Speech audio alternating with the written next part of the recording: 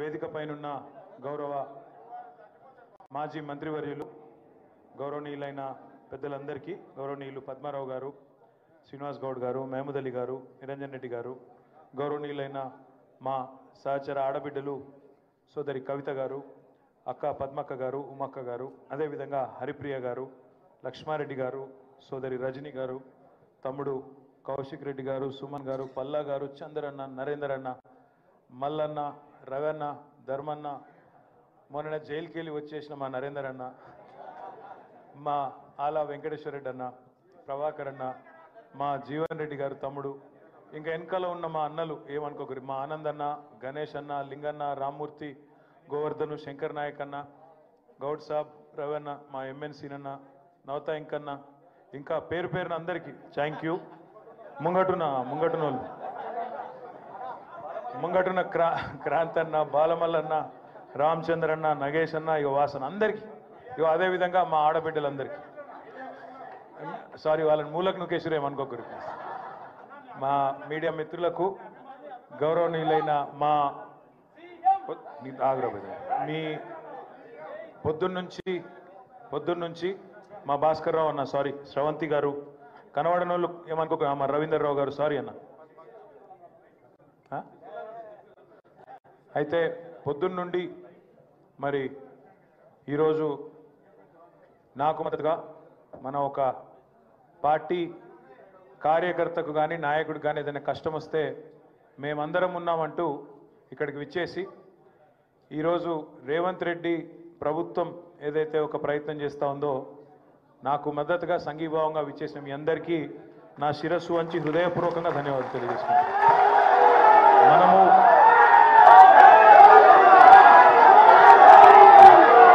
గత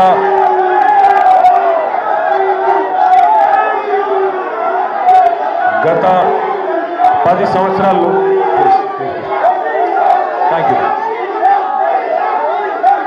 10 సంవత్సరాలు ప్లీజ్ గత 10 సంవత్సరాల్లో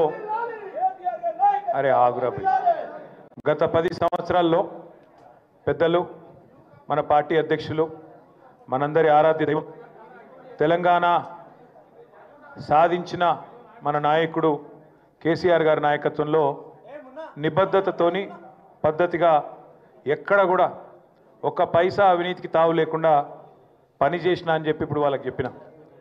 ఏసీబీ వాళ్ళు అడిగితే 82 ప్రశ్నలు అడిగినారు. కాకపోతే పాడిందే పాటరా అన్నట్టు అడిగిందే మళ్ళీ అడుగుడు తప్ప కొత్త విషయం ఏం లేదు. వాళ్ళకి ఏంటంటే పాపం రేవంత్ రెడ్డి బల్మీటికి ఒక కేసు పెట్టించిండని వాళ్ళకు కూడా అర్థమైంది. వాళ్ళు కూడా ఇబ్బంది పడుతున్నారు వాస్తవం చెప్పాలంటే. ఎందుకంటే కేసుల విషయం లేదు. వీడికెళ్ళి ఫార్ములా ఈ రేస్ అనే ఒక ఈవెంట్ని హైదరాబాద్నే ఉంచాలి, కష్టపడి తెచ్చినాం ఇండియాకు మొదటిసారి భారతదేశానికి, ఇక్కడనే ఉండాలి, ఇక్కడ ఉంటేనే మన రాష్ట్రానికి పెట్టుబడులు తెచ్చుట్ల కానీ భవిష్యత్తులో ఎలక్ట్రిక్ వాహనాలకు హైదరాబాద్ను తెలంగాణను ఒక ప్రధానమైన స్థావరంగా ప్రపంచంలో తయారు చేయాలనే ఒక విజన్తో చేసిన పని తప్ప ఇలా పైసలు, అవినీతి అలాంటి గలీజు పనులు రేవంత్ రెడ్డి చేస్తారు తప్ప మేము చేయము, మాకు ఆ కర్మ పట్టలేదు అనే మాట కుండబద్దలు కొట్టినట్టు వాళ్ళకి చెప్పిన. మీరు ఎన్నిసార్లు పిలిచినా, ఎన్నిసార్లు రమ్మన్నా వస్తా, నాకేం ఇబ్బంది లేదు, తప్పకుండా వస్తా, మీకు విచారణకు పూర్తిగా సహకరిస్తా అని కూడా చెప్పిన. దాంతోపాటు వారికి ఇంకొక విజ్ఞప్తి కూడా చేసిన. సరే కేసు పెట్టినరు, విచారణ చేస్తున్నారు, పర్వాలేదు, ఇట్లాంటి కేసులు ఇంకొక 100 పెట్టినా ఎదుర్కొంటాం.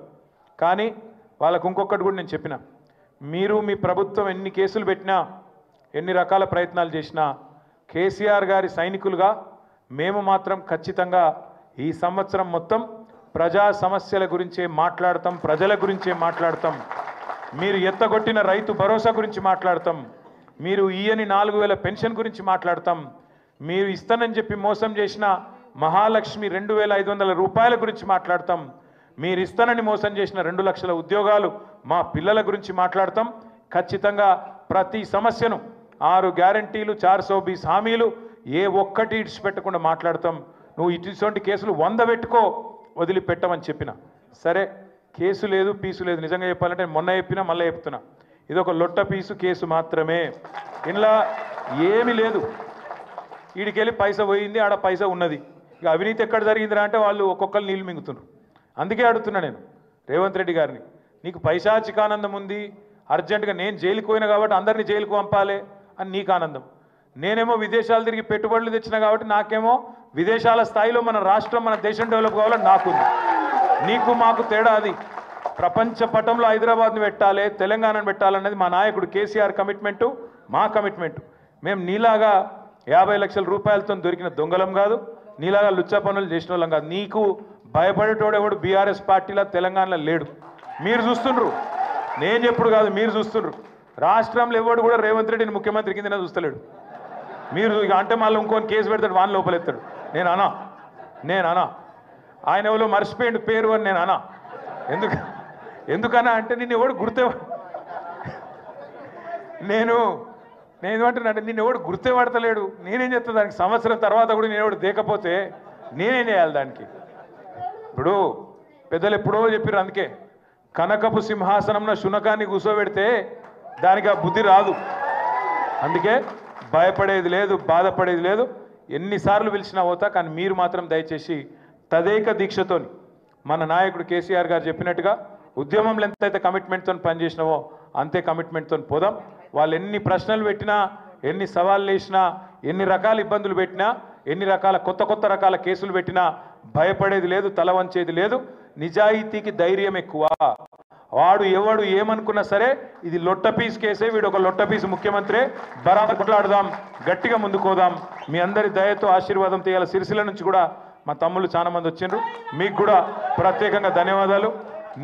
నిజానికి నేను ఊహించలేదు, మీరు చెప్పలేదు, అయినా కూడా మీరందరూ ప్రేమతో వచ్చినందుకు మా సిరిసిల్ల అన్నదమ్ములకు కూడా పేరు పేరున ధన్యవాదాలు, నమస్కారాలు తెలియజేస్తూ మళ్ళా ఈరోజు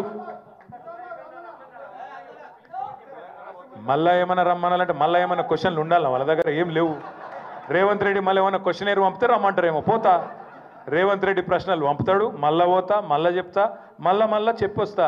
రేవంత్ రెడ్డి ఒక లుచ్చగాడు, దొంగ, గాయన లెక్క మేము లుచ్చ పనులు చేయమని చెప్తా, పక్కా చెప్తా. ఇంతేనా? జర ఆగురా పోయి. దేనికి సంబంధించా? లేని అవినీతిని పట్టుకుందామంటే ఆడికెళ్ళి దొరుకుతుంది? లేని అవినీతి గురించి లొట్టపీస్ కేసుల పాపం ఎతుకుతా ఉన్నారు వాళ్ళు. నేతి బీరకాయలు ఎంత నెయ్యి ఉంటుందో ఇక మీకు తెలుసు, మైసూరు బోండాలు ఎంత మైసూరు ఉంటుందో ఇంట్లో కూడా గంతే ఉంది. అందుకే నేను చెప్పిన వాళ్ళకి, మీరు ఒక వైల్డ్ గూస్ చేజ్ అంటారు ఇంగ్లీష్లో, ఆ గన్లు ఉన్నారు మీరు, కేసు లేదు తొక్కలేదు, ఇలా ఏముందా అని నేనే చెప్పిన వాళ్ళకు. ఏముంది, ఏం అడుగుతారు మీరు? వాళ్ళు ఏమంటారంటే ఫైల్ ఇళ్ళకెళ్ళి అందులోకి పోయింది నీకు ఎరికేనా, అందులోకెళ్ళి ఇళ్ళకి పోయింది నీకు ఎరికేనా? నేను చెప్పిన, ఒక మంత్రిగా, తెలంగాణ బాగుని కోరే ఒక వ్యక్తిగా నేను నిబద్ధతగా మా రాష్ట్రం కోసం, మా హైదరాబాద్ బ్రాండ్ ఇమేజ్ పెంచేందుకు తప్పకుండా ఈ రేస్ ఇక్కడ ఉండాలని నిర్ణయం తీసుకున్నా. ఒక్క పైసా అవినీతి కానీ, ఒక చిన్న తప్పు కానీ మేము చేయలేదు. చేసినట్టు ఇప్పటివరకు మీ కేసులో మీరే రుజువు చేయలేకపోతున్నారు.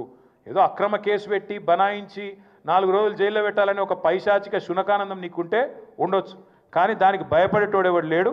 అల్టిమేట్గా న్యాయస్థానాల మీద మాకు విశ్వాసం ఉంది, న్యాయస్థానాల్లో తేల్చుకుంటామని చెప్పి వచ్చినా వాళ్ళు మళ్ళీ పిలిస్తే మళ్ళీ పోతా. మళ్ళీ ఒకసారి మీ అందరికీ కూడా చేసే విజ్ఞప్తి దయచేసి మళ్ళీ మాట్లాడుకుందాం, ఇక చాలా రోజులు ఉంది ఇంకా. మళ్ళీ ఎప్పుడు పిలిచినా పోతా అని చెప్పినా తప్పకుండా పోతా. మీరు కూడా దయచేసి నేను కోరేది అంటే రేపటి నుంచి మళ్ళీ మామూలుగా యథావిధిగా మన పని మనం పోదాం. తప్పకుండా ఎక్కడోళ్ళం అక్కడ ప్రజాక్షేత్రంలో ప్రజా సమస్యలు ప్రస్తావిస్తూ ముందుకు పోదాం. ఇవాళ ఇంత పెద్ద ఎత్తున తరలి వచ్చినందుకు మళ్ళొక్కసారి మీ అందరికీ పేరు పేరున ధన్యవాదాలు. జై తెలంగాణ.